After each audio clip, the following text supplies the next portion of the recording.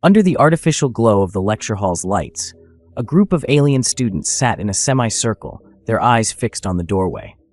The Intergalactic Institute of Advanced Studies was renowned for pushing the limits of every student, regardless of their species, but today there was a buzz in the air. They were about to meet their new instructor. A human. A human. Zirka muttered, her forearms crossed over her armored chest. Her species, the T-Lank, prided themselves on their superior intelligence and their evolutionary advancements. This will be nothing but a waste of our time. Next to her, Ovlak, a Korthran with shimmering skin that changed color based on emotion, chuckled, his iridescent scales rippling a lazy blue. I give her 2 cycles before she quits. Humans are known for being fragile. Across the room, Thrix, a Zorolite with thin, insect-like antennae twitching in annoyance, clicked its mandibles. Their problem-solving skills are rudimentary at best. If this homework she assigns us is anything like their so-called art, we won't be challenged at all. The door finally slid open with a soft hiss, and Professor Caldwell stepped in. Unlike the grandiose entrances of many alien professors, who often levitated, glowed, or announced their presence telepathically, she simply walked in. No fanfare, no spectacle. Just a human, dressed in a plain black suit, holding a datapad. There was an awkward silence as she calmly made her way to the front of the room. Some students blinked in confusion, others exchanged amused glances, but no one spoke. Professor Caldwell scanned the room briefly, her gaze resting for a second too long on each species, before setting down her datapad. She smiled, but there was something unnervingly confident behind it. "I see we have quite the group here today," she said, her voice clear but unassuming. "Perfect." The students waited for more, perhaps an explanation of her qualifications or a list of accolades that might justify her being here, teaching them. But none came. Instead, she jumped straight into the lesson. "Before we begin, I'd like to understand your perspectives," Caldwell said, glancing at Zirka first. "What do you know about human problem-solving?" Zirka scoffed. "It's simplistic. Your species lacks the advanced cognitive frameworks of others present here. Your thinking is linear, at best." The professor raised an eyebrow, nodding slightly as if she had expected that response. "Interesting," she said, nonchalantly. "And the rest of you? Anyone else care to share?" Ovlak, still rippling in faint amusement, spoke up. "You may have your strengths in physical endurance, perhaps, but intellectual capacity? Let's just say it's limited." More soft chuckles echoed through the room. Thrix's antennae twitched in agreement. The rest of the students stayed silent, either too disinterested or too amused to bother contributing. Professor Caldwell gave a quick nod, jotting something down on her datapad before looking up at them again. "I see. Well then, let's get started with today's task. I'm sure you'll find it easy." She didn't elaborate further, but the calm way she said the word easy made a few students shift in their seats, though none would admit it. "Humans," Caldwell began, "may seem simple, yes, but often the simplest things are the most difficult to grasp when you overcomplicate them. Let's test that theory, shall we?" The students exchanged glances, still half listening, but eager to prove their superiority. They were, after all, some of the brightest minds of their respective species. How could a human, of all beings, challenge them? Professor Caldwell tapped her datapad, and a holographic display flickered to life in the center of the room. It showed a simple geometric pattern, a triangle surrounded by a series of interconnected lines, shapes, and numbers. To the human eye, it might seem like an ordinary puzzle, but it was deceptively intricate. "This," she said, gesturing to the projection, "is your task for the week. Solve this pattern and submit your results. The deadline is in 5 Earth days. Questions?" The room was silent at first, not because the task seemed intimidating, but because the students didn't take it seriously. Zirka rolled her eyes, and Ovlak's scales rippled a bright yellow, amusement. Thrix was the first to break the silence. Its mandibles clicked together as it spoke, barely hiding its disdain. "This is child's play." Its antennae swayed in disbelief. "You expect us to spend 5 cycles on this? We can finish it before this class is over." Caldwell simply smiled. "Is that so?" Zirka leaned back, her forearms crossed in front of her as she observed the pattern. "It's too basic. The shapes, the angles, it's a visual logic problem, easy for T-Lank to process. We are masters of spatial reasoning." Ovlak added, his voice oozing confidence. I've seen more complex puzzles in our species' pre-scholar tests. 5 days is absurd. I'll be done by tonight. Caldwell didn't flinch. She seemed entirely unaffected by their arrogance. If that's how you feel, then by all means, you're welcome to submit your solutions early. I look forward to your results. She turned to the hologram again, flicking her finger in the air to enlarge the image. This is a basic representation, but the underlying structure has many layers. You'll need to think beyond the obvious. Another round of condescending glances passed through the classroom. Think beyond the obvious? These students had faced much more complex challenges in their academic careers. What could a simple pattern like this possibly teach them? The aliens were used to multi-dimensional calculations, physics-defying algorithms, and the intricate patterns of the universe itself. Before anyone could respond, the class bell chimed, signaling the end of the lesson. Caldwell gathered her things, pausing briefly at the door. Remember, 5 Earth days. I look forward to seeing what you come up with. She glanced back at the students, her eyes twinkling with a hint of mischief. Don't overthink it. The door slid shut behind her, leaving the students in a mix of amusement and disbelief. That's it? Ovlak said, his scales now a vibrant orange, the Corthrin equivalent of laughter. Is she joking? We'll be done with this in a fraction of the time. Zirka grunted in agreement, her voice low and condescending. Humans, always so proud of their ingenuity, they don't realize how far behind they are. She paused, glancing around the room. I'll finish it first. Thrix let out a buzzing sound, which was the Zorolite equivalent of a snort. You may be fast, but I will be thorough. This will take me less than a cycle. The rest of the students murmured in agreement. There was no doubt in their minds that this homework was beneath them. A mere trifle that they'd knock out within hours, if not minutes. 5 days? Ridiculous. None of them even considered the possibility that this task, this simple human task, could be anything more than busy work. As they filed out of the classroom, not a single one felt the need to rush. After all, they had plenty of time to solve something so easy. But in the back of the room, Lyr, a small, silent being from the planet Zun, blinked its 5 eyes slowly. Unlike the others, it didn't share their smugness. It had seen that look on the professor's face, that knowing smile. Lyr felt uneasy, but surely it was just overthinking, right? The next day, the alien students began their attempts to solve the easy puzzle. Most approached it with confidence, their egos still riding high from the previous day's dismissal of the task. Zirka, being the most competitive of the bunch, sat at her workstation in her dormitory, her 4 arms working in tandem as her minds, yes, minds, as the T-Lank species had dual brain structures, processed the pattern on the holographic screen. The angles, shapes, and numbers flickered before her as she quickly analyzed them. It's too obvious, she muttered to herself, inputting what she believed to be the correct sequence. She was done in less than 2 hours. She submitted her answer, expecting instant validation from the system, but instead, her terminal buzzed with a red alert. Error. Solution rejected. Try again. What? Zirka's upper arms slammed the desk, while her lower arms clawed at the edges in frustration. This doesn't make sense. She double-checked her calculations, but everything seemed perfect. Maybe it's a glitch, she growled, reopening the puzzle. She began tweaking her numbers, but each new attempt was met with the same response. Meanwhile, Ovlak was in his own dormitory, basking in the warm glow of overconfidence. The Corthrin had always prided himself on his advanced neural processing and logical reasoning. The puzzle should have been nothing more than a relaxing exercise. He'd spent the first hour casually studying the pattern, convinced that the human professor had missed some critical interdimensional aspect. Surely, he muttered, scales still rippling in soft blue hues of confidence, this puzzle can't be as one-dimensional as it looks.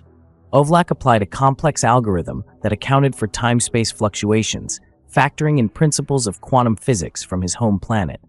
But when he submitted his answer, his screen flickered. Error. Solution. Rejected. Try again. Ovlak's scales shifted to a sharp shade of purple, indicating frustration. Impossible. He tapped furiously at his console, running the numbers again. It must be a malfunction. There's no way a human puzzle could be this tricky. Across the academy, Thrix, with its twitching antennae and sharp mandibles, was running through potential solutions with rapid-fire precision. Zoralites were known for their unparalleled speed in processing data, and Thrix's processor implant allowed it to calculate probabilities faster than any organic brain could. Hours passed, one solution after another. And still, the same mocking message: error, solution rejected. Try again. The buzzing sound of frustration echoed through Thrix's quarters. How is this possible? Thrix snapped, antennae twitching in disbelief. The pattern seemed so simple, too simple. And yet, no matter how fast or advanced its approach, the solution remained out of reach. The Zoralite's processors were overheating from the sheer volume of recalculations, but the answer wouldn't reveal itself. By the third day, the once overconfident students were beginning to panic. Ovlak's scales had settled into a permanent shade of dark red, the Corthran equivalent of seething rage. He hadn't slept, and his multiple attempts were beginning to blend together in his head. I don't understand, he muttered to himself. It's just a human puzzle. How can this be happening? Zirka was no better. She had abandoned her dormitory and taken to pacing the academy halls, muttering equations and theories under her breath, desperately trying to make sense of her repeated failures. Thrix had locked itself away, unwilling to be seen by any of the other students. For a Zoralite, failure was not just embarrassing, it was catastrophic. Its antennae twitched in erratic patterns, a sign that its mental state was nearing a breakdown. Meanwhile, Lur, the quiet Zin, had approached the task differently. Lur didn't try to brute force the solution like the others. Instead, it had spent the first 2 days merely observing the pattern. 5 of its eyes blinked slowly, its thought process more reflective than analytical. On the 3rd day, Lur noticed something. The puzzle's pattern seemed to shift subtly over time, as if it were responding to the inputs, but not in the way the others were expecting. Lur tilted its head, a deep, unsettling feeling settling in its core. Could it be that the humans weren't relying on pure logic at all? Perhaps there was a layer of intuition to this puzzle that the others were missing, something beyond numbers and calculations. But even knowing this, Lur hesitated. The realization wasn't comforting, it was terrifying. How could an entire classroom of alien species, each with vastly superior intelligence and advanced cognition, be so thoroughly defeated by something so simple? By the 4th day, the once confident, haughty group had turned into a frustrated, exhausted mess. Conversations in the hallways were no longer filled with arrogant declarations of how quickly they would finish the assignment, but instead hushed whispers of disbelief and dread. What if we can't solve it? Ovlak murmured to Zirka as they crossed paths in the corridor. His scales had turned an unsettling shade of gray, a rare color for a Corthran, one that signified doubt. Zirka's eyes narrowed. That's not an option, she growled, though the strain in her voice betrayed her own growing fear. We will solve it. But even as she said it, the doubt lingered. Something wasn't right. This wasn't just a puzzle anymore. It was becoming a nightmare. And the deadline was looming closer. By the 5th day, the atmosphere at the Intergalactic Institute had shifted completely. Gone were the confident smirks and casual arrogance. In their place, anxiety, frustration, and the creeping realization that the easy task they had been given was anything but. The students filed back into the classroom for what was supposed to be the final day before the assignment was due. Conversations were sparse, filled with half-whispered admissions of defeat. Ovlak, his once vibrant scales now a pale shade of dull gray, leaned over to Zirka as they sat down. I tried everything. Every possible variation, every dimensional adjustment. It's impossible. His voice cracked, betraying his exhaustion. Zirka, whose 4 arms were now tense and motionless, grunted in agreement. She had barely slept, her dual minds running through potential solutions in constant loops, only to hit the same wall over and over again. I don't understand, she muttered, half to herself. It shouldn't be this hard. Thrix sat further down, hunched over, its antennae twitching weakly. It had been the fastest to crack, shutting itself off from others for fear of embarrassment. But even Thrix's processors, which had never before failed in analyzing any challenge, had been utterly defeated by the simplicity of the puzzle. Lur, the quiet Zin, blinked its 5 eyes as it observed the room. The other students' suffering had reached a fever pitch, and though Lur had sensed something deeper in the puzzle days ago, it hadn't yet shared its thoughts. Not because of pride, but because it wasn't sure how to articulate what it had realized. Just as the tension seemed unbearable, the door slid open. Professor Caldwell entered, as calm and composed as she had been on the first day. But there was something different now. The students' eyes followed her every movement, a mixture of desperation and disbelief visible on their faces. She walked to the front of the room and surveyed them with a faint smile, the kind that held no malice, but knew exactly what had transpired. "Well," she began, clasping her hands together, "how did we do? Any early submissions?" The silence in the room was deafening. Ovlak shifted uncomfortably in his seat. Zerka tightened her arms against her chest. Thrix twitched its mandibles but made no sound. Lur, still quiet, simply observed. Caldwell's smile widened ever so slightly. "I see. It seems our easy task turned out to be not so easy after all." Zerka finally spoke up, her voice tight with frustration. "What is this? This puzzle? There's something wrong with it. The numbers don't add up. The shapes contradict each other. We tried everything." Her forearms gestured wildly, as if willing the professor to admit to some kind of trick. Ovlak nodded, his scales flaring in agreement. "Yes, it's impossible. No logic holds. We applied every advanced theory from our homeworlds. We're trained in quantum dimensions, multiversal physics, and hyperspatial analysis, and still, we failed. This task is beyond you," Caldwell interrupted, her voice still calm, but now carrying an edge of something more serious. "Perhaps it isn't the puzzle that's flawed, but your approach to it." The room went silent again. "What do you mean?" Thrix buzzed, its voice betraying both curiosity and irritation. "We applied every method we know." "Exactly." Caldwell nodded, pacing slowly in front of them. "You applied your methods, the same methods that have worked for you in the past, the same rigid frameworks that your species have perfected. But this isn't about advanced dimensional theory, or quantum calculations, or even spatial reasoning." The students exchanged confused looks. Caldwell tapped her datapad, bringing up the puzzle on the holographic screen once more. "This puzzle, to a human, is about something different. It's about recognizing patterns, yes, but not just the obvious ones. It's about knowing when to break from logic, when to stop relying on rigid systems and use something else." Lur blinked, its 5 eyes focused intensely on Caldwell. It knew what was coming. "The human brain," Caldwell continued, "doesn't work purely on logic.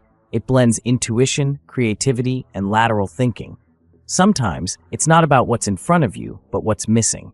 Humans are used to ambiguity, to navigating the unknown. That's why the puzzle is so difficult for you. You're all brilliant in your own ways, but you're relying too much on what you know. You're not allowing yourselves to see what's possible." Zerka's arms tensed again.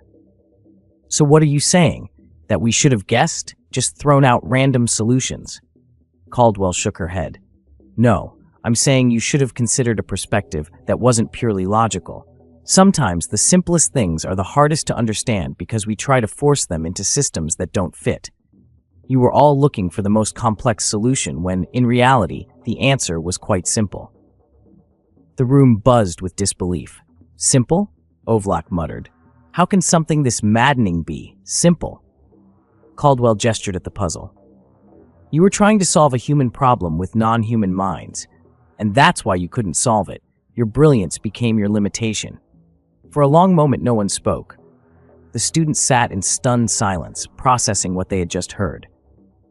This human, this mere human, had given them a task so fundamentally different from what they expected that it had broken them. Lur, finally speaking up in its soft, eerie voice, said what the others had been too proud to admit. "We underestimated you." Caldwell nodded. "You did, but that's all right. Every species has its strengths and its blind spots." Ovlak's scales shifted again, this time to a more neutral shade. "So, we failed." "Did you?" Caldwell asked, her smile returning. "You've learned something that most students at this academy take years to grasp, that sometimes it's not about how smart you are, it's about how flexible your thinking can be. In that way, you didn't fail, you adapted." Zerka looked at the screen one more time, then back at Caldwell. "But we never solved it." The professor shrugged lightly. "Not all lessons come with clear answers. Sometimes the value is in the struggle itself." With that, she turned off the hologram and gathered her datapad. Class dismissed. As she walked out of the room, the students sat in silence, the weight of their own limitations settling over them. For the first time, they had been confronted with a challenge they couldn't conquer. Not because it was beyond their intelligence, but because it was beyond their expectations. And none of them could shake the feeling that the simplest problem had just taught them the most complex lesson. The days that followed were quiet. Too quiet. The once boisterous students of the Intergalactic Institute avoided eye contact with each other in the halls, each one silently wrestling with the humiliation they had faced. For beings who had been conditioned their entire lives to expect nothing but success, the defeat stung deeper than any of them cared to admit. Zerka had retreated to the Academy's physical training room, attempting to work off her frustration through combat drills. But no amount of punching through reinforced barriers could shake the feeling of inadequacy gnawing at her. She had prided herself on being among the smartest and strongest of her species, yet, in the face of a human's puzzle, she had been humbled. Avlak had taken to brooding in his quarters, obsessively reviewing his calculations, running and rerunning the puzzle in every theoretical framework he knew. Every model failed. It had gotten to the point where he couldn't look at the projection without feeling a surge of bitterness. Thrix, typically the most aloof of the group, had gone completely silent. No buzzing, no antenna twitching. It simply sat in the library, poring over human philosophy and psychology databases, desperately trying to understand how a species that seemed so simple could craft something that defied its processing power. And Lyr? Lyr remained the most contemplative, quietly observing the shift in the group. Unlike the others, Lyr hadn't been consumed by frustration, but by fascination. The Zin had long suspected that there was something unique about humans, something that set them apart from the rigid, logic-bound thinking of other species. Now, that suspicion had turned into certainty. By the time their next class rolled around, the students were all sitting in the lecture hall, but the air was thick with tension. They weren't looking forward to the lesson anymore. They weren't even sure what to expect. The human professor had shaken the foundation of everything they thought they knew. The door slid open, and once again, Professor Caldwell entered with the same calm demeanor she always had. She scanned the room, clearly noticing the shift in the students' energy, but didn't comment on it. Instead, she took her place at the front of the room, setting down her datapad with deliberate ease. "Good to see you all back," she said, her tone as warm as ever. "I trust you've been thinking about our last assignment." There were a few muttered responses, but no one dared speak up. Caldwell smiled. "That's okay. I didn't expect you to solve it right away. In fact, I knew most of you wouldn't." Avlak's scales flared briefly, flashing a deep violet of indignation. "You knew? Then why give it to us at all?" "To make a point," Caldwell said, turning to face him. "You're all exceptional students. There's no denying that. But sometimes, intelligence isn't enough. You see, humans, we've had to adapt. Our environment wasn't always the easiest. We're from what you'd call a death world. Harsh conditions, predators, uncertainty. Our strength isn't just in how we think, but in how we approach problems. We don't always rely on logic alone. Sometimes we rely on instinct, on creativity, on what you might consider irrational thinking." Zerka shifted in her seat, her forearms folded tightly. "So the lesson wasn't the puzzle. It was us?" Caldwell nodded. "Exactly. The puzzle wasn't about getting the right answer. It was about showing you that sometimes the right answer doesn't come from the tools you already have. It comes from changing the way you think." Thrix clicked its mandibles, finally speaking up after days of silence. "But that doesn't make sense. Logic and reasoning are universal constants. They apply to every form of intelligent life." "True," Caldwell agreed, "but not every situation requires pure logic. Humans, for example, have evolved to handle ambiguity. We live with contradictions, with things that don't always make sense. We thrive in environments where there's no clear path forward. That's why the puzzle was hard for you. You tried to make it fit into a box that didn't exist." The room fell silent again as the students absorbed her words. The idea that their intelligence, their carefully honed systems of reasoning, had been the very thing limiting them was difficult to swallow. "So," Ovlak muttered, his voice quieter than usual. "What are we supposed to learn from this?" Caldwell looked at him, her gaze softening. That being intelligent isn't just about knowing facts or solving equations. It's about being open to new perspectives. It's about flexibility, and sometimes it's about accepting that you don't always have all the answers. There was a long pause before Zirka spoke, her voice gruff but introspective. "Humans, you're unpredictable," Caldwell smiled. "Yes, and that unpredictability is our greatest strength." The students were left speechless, their pride bruised, but their minds turning over new ideas. For beings who had spent their lives convinced of their superiority, it was a revelation that went beyond the classroom. It was a lesson in humility, in perspective, in understanding that intelligence wasn't a fixed point, but a constantly shifting landscape. As the students packed up their things and filed out of the room, none of them could shake the impact of what they had learned. This human, who they had dismissed as insignificant, had just taught them a lesson far more valuable than any complex equation or advanced theory.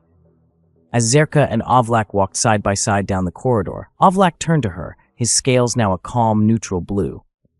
"I still don't get it," he admitted. "How could something so simple break us?" Zerka glanced at him, her own frustration giving way to a grudging respect.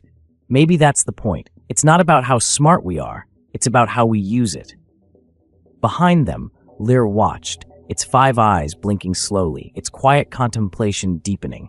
For all their advanced thinking, for all their pride and superiority, it was the simplest task that had broken them. Not because of its complexity, but because of their inability to think like a human. As they walked away, a single thought echoed in Lyr's mind. Maybe being a Deathworlder isn't about surviving the harshest environment. Maybe it's about surviving the harshest ideas. And that concludes our today's story. If you stayed with us until this moment, please subscribe and like the video, and stay tuned for more stories. Goodbye, human.